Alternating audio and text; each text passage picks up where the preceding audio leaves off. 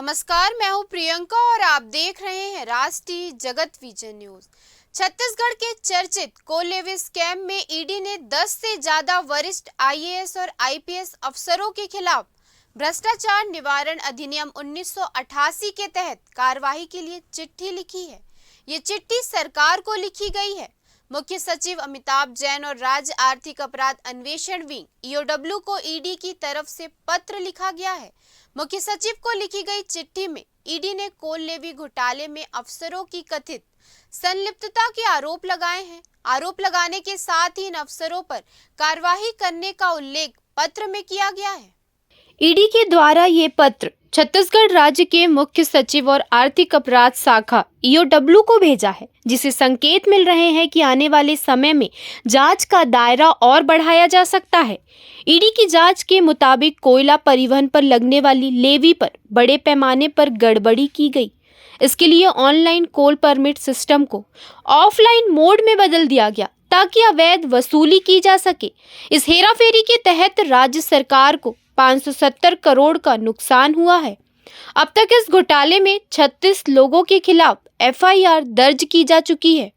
इस मामले में अब तक कई अफसरों को गिरफ्तार किया जा चुका है, जिनमें प्रमुख नाम सौम्या चौरसिया का है, जो पूर्व मुख्यमंत्री भूपेश बघेल की ओएसडी थी, जिन्हें दिसंबर 2022 में गिरफ्तार किया गया था। आईएएस रानू साहू को जुलाई 2023 में गिरफ्तार कर रिमांड पर लिया गया।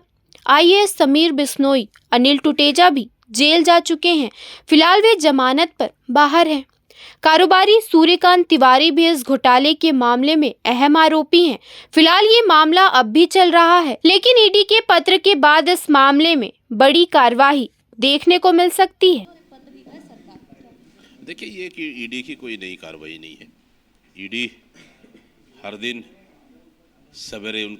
हर सवेरे उनका नया नया कहानी रहता है और ईडी की कार्रवाई कोई आश्चर्यचकित नहीं है।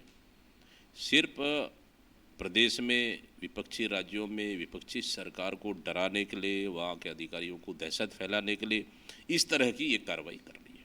मतलब पत्र लिखना सरकार को आप क्या बताता है कि मतलब ईडी कह रही है कि सरकार संरक्षण दे रही है आईएएस ऑफिसर? देखिए, संरक्षण का बात नहीं है, लेकिन यह है कि सिर्फ एक अधिकारियों में डर पैदा करना चाहती हो और विपक्षी नेताओं में डर पैदा करना चाहती हो। ये आज गौठान को लेकर आपने बात की, लेकिन कहीं ना कहीं गौठान जो बंद हुए हैं, सरकार जो मवेशियों की मौत हो रही है, उसको लेकर कहीं ना कहीं चुप्पी साधी रहती है बीजेपी, उसको लेकर क्या? देखिए, सरकार के पास कोई प्लानिंग नहीं है।